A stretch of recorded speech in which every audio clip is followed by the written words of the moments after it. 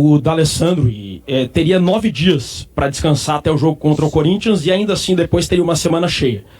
Qual a importância dele, com a qualidade que ele tem? Por que você não escalou o D'Alessandro desde o início, já que não teria como utilizá-lo na quarta? Primeiro, boa noite a todos, porque a gente vem seguindo o planejamento e vai continuar seguindo. O D'Alessandro fez jogos desgastantes. O último jogo do Dali foi um jogo extremamente desgastante em todos os sentidos. Correu muito, se dedicou muito, jogou muito. Então a gente, dentro dessa situação, a gente precisava também visualizar outros jogadores, outras características já para a substituição dele no jogo de quarta-feira, e não tem melhor do que fazer isso jogando. Então, junto desse desgaste e dessa situação de planejamento que a gente tem para preservar ele, para ele estar sempre 100% nesses jogos importantes e decisivos, e ser decisivo, importante como ele está sendo, eu acho que o planejamento está correto e está tudo certo, e a gente vai seguir fazendo assim. Odair, boa noite. Gostaria de saber quais você considera as principais dificuldades, os principais desafios do seu time nesse momento, e que você contasse um pouquinho o que é que aconteceu ali no final do jogo e a sua avaliação sobre os amarelos que acabaram surgindo. Não, sobre a situação do final do jogo, porque ele tinha dado 4 minutos de acréscimo, aí teve um jogador do Fluminense que fez um pouquinho, caiu ali, eles mesmos acrescentaram esse 1 minuto, só que ele não foi acrescido quando deu 4 minutos, terminou o jogo. E aí quando a pessoa vai cobrar, ou vai falar, porque foi o que a gente fez, a gente foi só falar exatamente isso. Tu mesmo deu 1 minuto a mais e tu mesmo não deu esse 1 minuto a mais. Que critério é esse? Aí ele, como ele não tem diálogo, ele é um cara, ele ainda além de inexperiente, ele é um cara de difícil acesso. A forma que ele tem é de distribuir cartão, e por isso que ele foi distribuir o cartão para todo mundo. Então, ninguém falou nada demais, a gente só foi comentar e perguntar a ele por que esse 1 minuto a mais que ele tinha mesmo dado e que era necessário não aconteceu. Talvez é porque a gente ia ter 1 minuto a mais para fazer um pouco de pressão ali, para buscar um empate, né? Mas tudo bem, faz parte do jogo. E quanto à primeira? As dificuldades, os desafios. Não, a gente tem muitos desafios, né? Nós estamos em 3 competições, e a cada partida que passa, a cada 3 dias que passa, porque são jogos de 3 em 3 dias e jogos de altíssima exigência, nós estamos trabalhando para recuperar os jogadores, colocar em campo a equipe mais forte em todos os sentidos, para que a gente possa se manter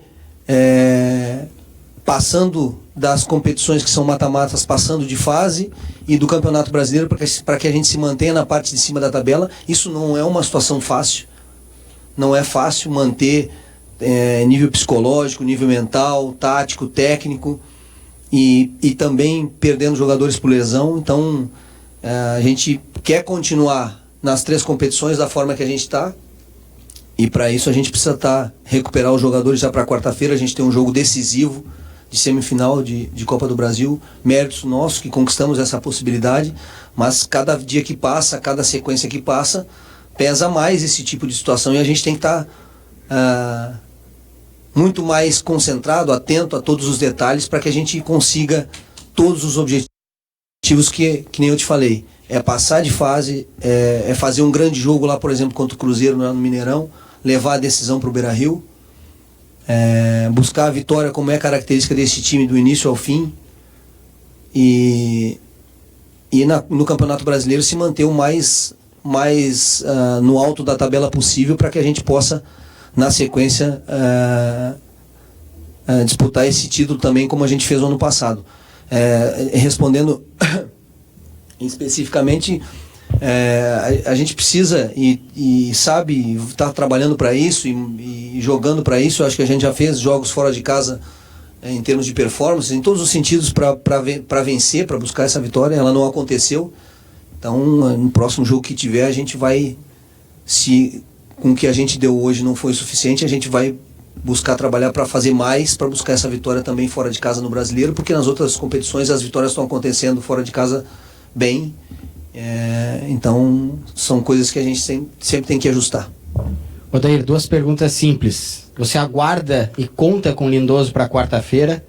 E se quiser revelar o nome, mas já decidiu quem joga no lugar do Alessandro? Não, sabe por quê? Porque tem outras situações que a gente tem que aguardar, não só do Lindoso, infelizmente.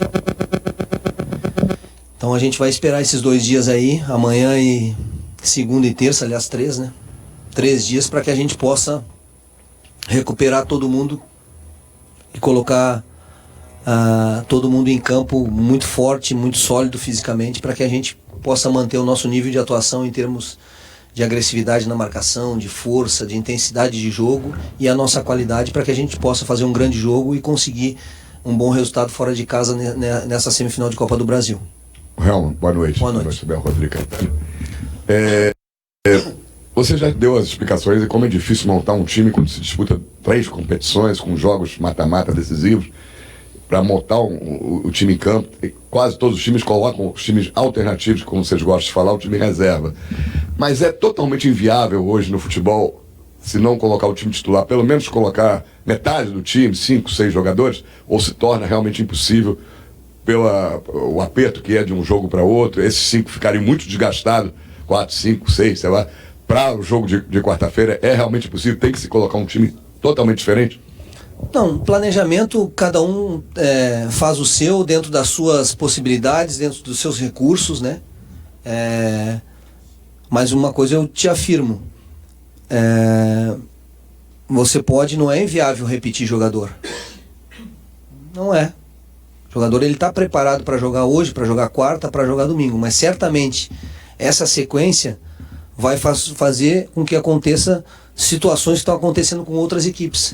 Lesões, e você já tem suspensão, você já tem jogadores fora por cartão, e aí dificulta, porque você a cada jogo que vai fazer o sequente, você não vai ter uma formação inicial que repete, que busca, que já tem um entrosamento, que já tem uma facilidade, que já se encontra por movimentos, que o coletivo fica cada vez mais forte e aí potencializa a sua individualidade. Então, poder fazer, você pode.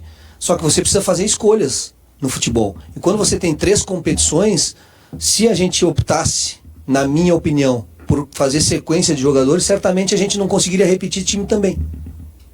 Então, são escolhas, infelizmente. Eu não vou nominar outros times, porque cada um cuida do seu, cada um tem o seu planejamento, cada um tem a sua visão, cada um tem a sua forma de pensar, mas tem muitos times que estão sofrendo com lesões, repetiram jogadores e perderam jogadores importantes em momentos decisivos, e talvez naquele momento decisivo ficaram fora. O Flamengo e alguns outros times. Esse é o jogo, porque manter um nível de 3 em 3 dias durante 2 meses e meio, aí eu te afirmo, não tem. Porque o jogador ele vai fazer o primeiro, ele vai estar mais desgastado pro segundo, ele vai repetir, ele já vai perder, porque são 3 dias, 2 de recuperação, no terceiro ele já vai estar pior, e certamente no quarto, do terceiro pro quarto, a chance e o risco de lesão, ou até de ele baixar a performance muito, é grande. Então, esse xadrez, é com esse xadrez que a gente joga todos os dias. Então por isso que a gente está fazendo essa opção. A gente tem conseguido, porque a gente está nas 3 competições ainda. Então, entendeu? A gente está nas 3 competições, então quer dizer que o planejamento até agora tem dado certo.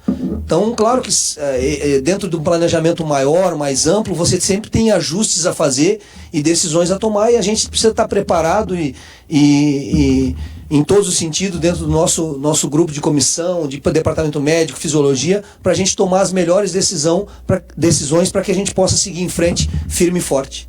E ganhando, né? Que é o mais importante. Boa noite, Odair. No primeiro tempo, o Inter conseguiu jogar de igual para igual com o Fluminense, criando boas oportunidades, mas ali na segunda etapa o time acabou ficando refém da pressão tricolor. O que, na sua avaliação, gerou essa queda de rendimento da equipe? E qual o tamanho, para você, da influência da ausência de um homem em campo no momento em que sai o primeiro gol do Fluminense, já que o Zé Gabriel se encontrava fora do gramado? Boas observações suas. Eu acho que o primeiro tempo foi um primeiro tempo de igualdade em termos de construção e de criatividade, de situações perigosas de gol. Eu acho até que a gente teve melhor, terminou melhor o primeiro tempo, começou melhor, aí o Fluminense conseguiu criar uma ou duas situações de perigo. Nós retomamos de novo o controle da partida no primeiro tempo, criamos oportunidades perigosas para que a gente pudesse abrir o placar. Não aconteceu, terminamos bem o primeiro tempo. Eu acho que no segundo tempo a gente sentiu um pouco dessa intensidade, perdemos um pouco de agressividade em termos de marcação. E aí o Fluminense, que já é um time de posse de bola, conseguiu criar um pouquinho mais de desconforto nesse sentido. E no momento exato que sai um jogador do campo, que é um jogador que participa muito daquele momento, daquela jogada do Fluminense, que o Fluminense joga com os laterais em amplitude, tenta empurrar o time adversário para dentro do próprio campo dele, para criar volume de jogo, tanto nessa disputa de primeira bola, que foi no cruzamento do gol, quanto se você consegue ganhar essa primeira na segunda, para ir gerando desconforto. E justamente numa situação dessa, que o Zé está fora do campo, eles conseguiram essa amplitude pelo lado do campo, conseguiu esse cruzamento, que nas outras vezes e todas as outras a gente foi muito bem, interceptou bem, antecipou bem. Nessa eles tinham um jogador a mais e nós um jogador a menos nesse espaço de campo, e aí conseguiram abrir o placar. E aí sim, aí nos próximos 7, 8 ou 10 minutos o Fluminense cresceu, criou mais uma ou duas oportunidades, ou 3 até, situações perigosas, cresceu na partida, a gente meio que se desencontrou, que faz parte até do processo de confiança, que a equipe acaba fazendo gol, né? Mas retomamos depois, novamente, terminamos o jogo fazendo gol e com boa posse, com boa tentativa, mas infelizmente não foi o suficiente para que a gente pudesse empatar ou virar a partida. A entrevista coletiva do técnico